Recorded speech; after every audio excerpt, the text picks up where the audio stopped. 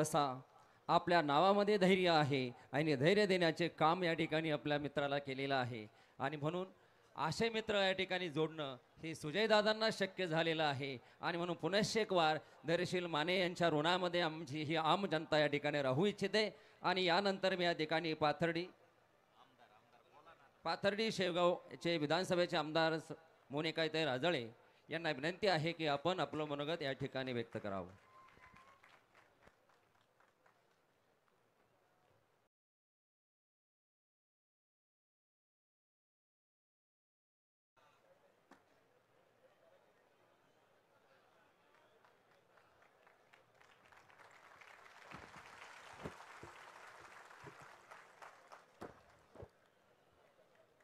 आज आपल्या अहिल्यानगर दक्षिण लोकसभा मतदारसंघाचे उमेदवार सुजयदादा विखे पाटील यांच्या प्रचाराच्या निमित्ताने आपल्या सर्वांच्या लोकनेत्या आदरणीय पंकजाताई मुंडे यांचं काही मिनिटांमध्ये पाथर्डीमध्ये आगमन होणार आहे.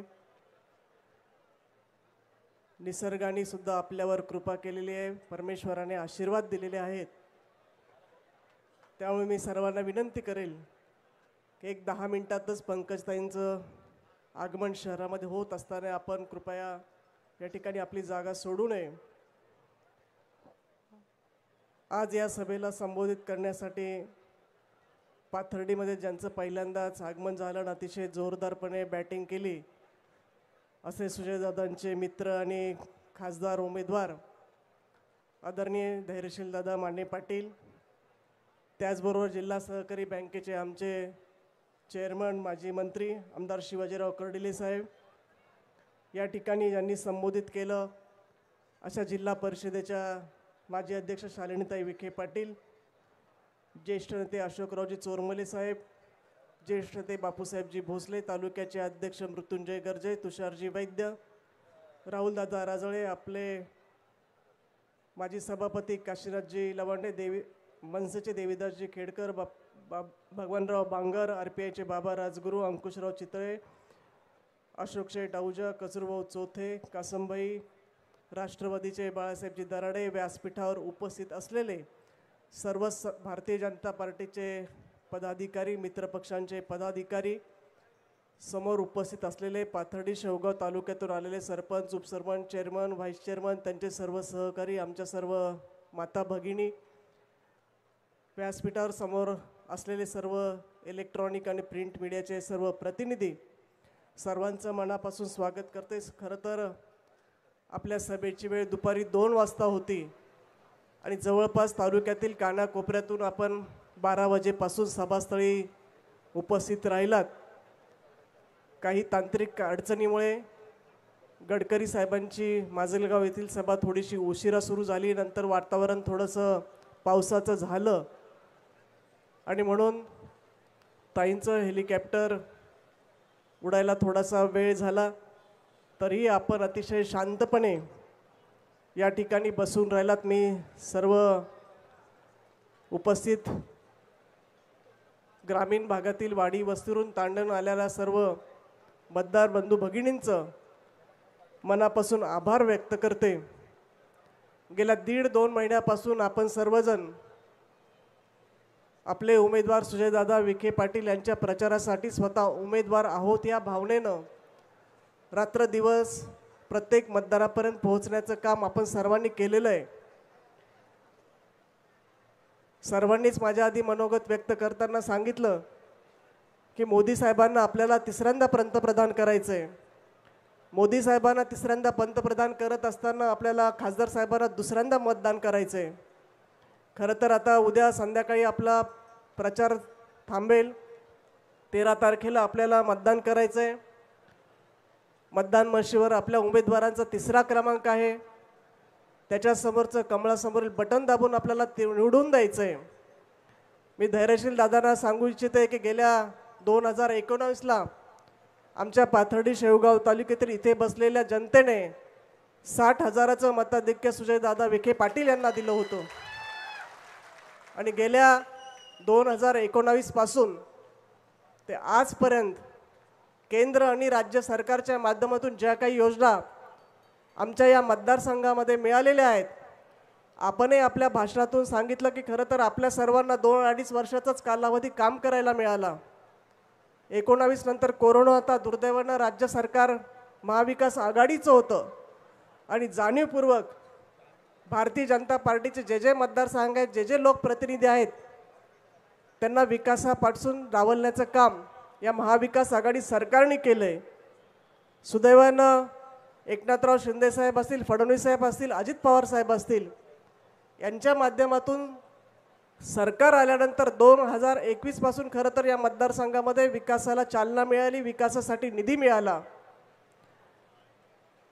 हा विकास करत असताना मी योजनांवर बोलणार नाही की गेले 1.5-2 महिना आपण सर्वजण प्रत्येकापर्यंत हेच सांगतोय, PM किसानचे आम्हाला 12,000 मिळतात, जलजीवनच्या हजारो कोटीच्या योजना संपूर्ण महाराष्ट्रामध्ये सुरू झालेल्या आहेत, बजेटचे रस्ते आहेत, गडकरी साहेबांच्या माध्यमातून राष्ट्रीय आणि राज्यमार्ग यांचंही काम चालू आहे. म्हणून या योजनांवर बोलण्यापेक्षा आता आपली इथे बसलेल्या प्रत्येक कार्यकर्त्याची जबाबदारी आहे की 13 तारखेला आपल्याला मतदानासाठी सर्व मतदारांना बूथवर पोहोचवण्याचं काम करायचं आहे.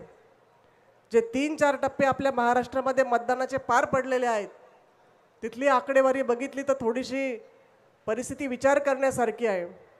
मतदानाची टक्केवारी कमी होत असताना आता आपल्या 13 तारखेचा जो मतदानाचा टप्पा आहे त्यामध्ये नगर जिल्ह्यामध्ये न भूतो न भविष्य असं मतदानाचा टक्का वाढवण्यासाठी आपल्या सर्वांना काम करायचं आहे.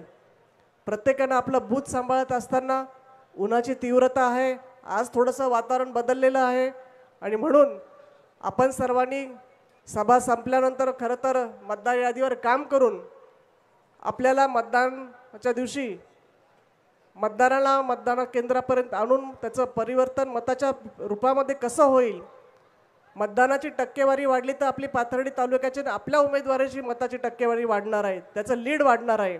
यासाठी खरं तर आपल्याला काम करायचं आहे आणि म्हणून माझी विनंती आहे की आपण गेल्या 10 वर्षामध्ये मोदी साहेबांच्या नेतृत्वाखाली राज्य सरकारमध्ये काम करत असताना आपली देशाची आर्थिक परिस्थिती असेल जी 2014 पूर्वी 15व्या क्रमांकावर होती ती आज 5व्या क्रमांकावर आहे आणि जी संकल्पना आपल्या देशाचे पंतप्रधान मोदी साहेबांनी मांडली, विकसित भारत संकल्पना, ही संकल्पना पूर्ण करायची असेल तर आपल्याला मोदी साहेबांशिवाय पर्याय नाही आणि मोदी साहेबांना पंतप्रधान करण्यासाठी सुदैव दादांशिवाय आपल्याला पर्याय नाही.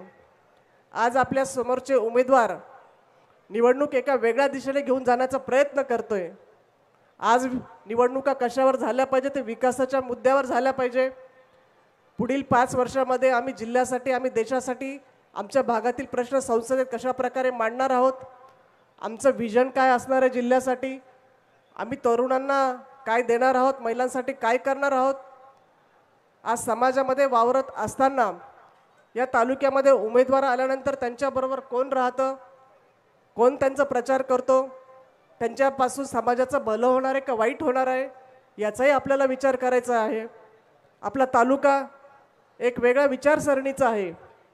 विखे कुटुंबियांची सहकार असेल, राजकारण असेल, समाजकारण असेल, गेल्या 40-50 वर्षाची परंपरा, एक सुसंस्कृतपणा या जिल्ह्याला लाभलेला आहे आणि म्हणून या सर्व गोष्टींचा विचार करत असताना आपला उमेदवार आणि समोरचा उमेदवार याची तुलना करत असताना जो उमेदवार तुम्हाला सरस असेल, ज्याचं भविष्य, आपलं भविष्य ज्याच्या हाती सुरक्षित राहील, आपल्या जिल्ह्याचं भविष्य सुरक्षित राहील, तालुक्याचं भविष्य सुरक्षित राहील, अशा उमेदवार म्हणून आपण सुजयदादा विखे पाटील यांना निवडून द्यायचं आहे.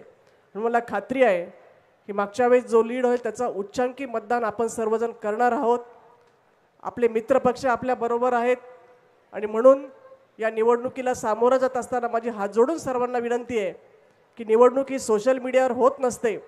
वास्तववादी चित्र पारनेर तालुक्याचं काय आहे याची आपण माहिती घ्या आणि त्या माहितीच्या आधारे आपण आपल्या पाथर्डी शेवगाव मतदारसंघामध्ये आपलं मत सुजयदादांना आपण देणारच आहोत.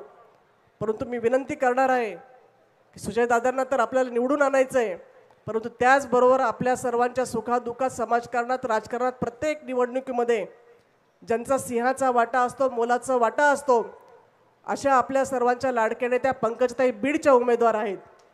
त्यामुळे पाथर्डी शेवगाव तालुक्यातील जनतेला मी आवाहन करेल की जिथे कुठे आपले बीड जिल्ह्यामध्ये नातेवाईक असतील, पाहुणे रावळे असतील, या सर्वांना सांगायचं आहे की आम्ही इथे सुजयदादांना मतदान करणार आहोत, तसंच तुम्ही सुद्धा आमच्या पंकजाताईंना बीड जिल्ह्यामध्ये मतदान करा. आणि या दोन्ही नेत्यांना आपल्याला मोदी साहेबांच्या नेतृत्वाखाली आपल्या बीड आणि नगर दक्षिण लोकसभा मतदारसंघातील जो काही राहिलेला विकास असेल, जे काही आपले स्वप्न आहे, की ज्या काही आपल्या अपेक्षा आहेत, त्या दोघांच्या माध्यमातून पूर्ण करायच्या आहेत. मला खात्री आहे की इथं बसलेला प्रत्येक मतदार हा पंकजाताईंसाठी, सुजयदादा विखेंसाठी आणि आपल्या मोदी साहेबांसाठी योगदान देणार आहेत. जास्त काही अधिक बोलत नाही. माझ्यानंतर कर्डिले साहेब आपल्याला संबोधित करणार आहेत. पावसाची शक्यता आहे, पाऊस थोडाफार पडतोय, थांबतोय. पाऊस पण थांबला आहे कारण त्यांनाही पंकजताईंचं ऐकायचं आहे. आणि अजून मला या ठिकाणी अपेक्षा आहे, तुमच्या सर्वांवर भरोसा आहे की आपण पंकजाताई आल्याशिवाय इथून कोणी उठणार नाही. पंकजाताईंना आपल्याचं जोरदार स्वागत करायचं आहे. आणि म्हणून येत्या 13 तारखेला आपण सर्वांनी सकाळीच उन्हाचा तडाखा, त्या दिवशी काय परिस्थिती असेल माहीत नाही, परंतु ऊन जरी असलं तरी शेवटी प्रत्येकाला वाटतं की माझ्या एका मताने काय होईल. एक एक मतसुद्धा हे खूप महत्त्वाचं असतं. याच्या गेल्या अनेक निवडणुकापासून आपल्याला अनुभव आहे. आणि म्हणून माझी विनंती आहे की आपण ह्या सगळ्या गोष्टी बाजूला ठेवून आपल्याला प्राधान्य कशासाठी द्यायचं आहे, तर त्या दिवशी आपला अधिकार, आपलं मतदान देशाचे पंतप्रधान मोदी साहेबांना द्यायचं आहे. आणि म्हणून अधिक काही न बोलता मी या ठिकाणी सर्वांना विनंती करेल की 13 तारखेला आपण मागचा 2019चा रेकॉर्ड मोडून लाखभरापेक्षा जास्त मताधिक्य या शेवगाव पाथर्डी तालुक्यातून देऊया.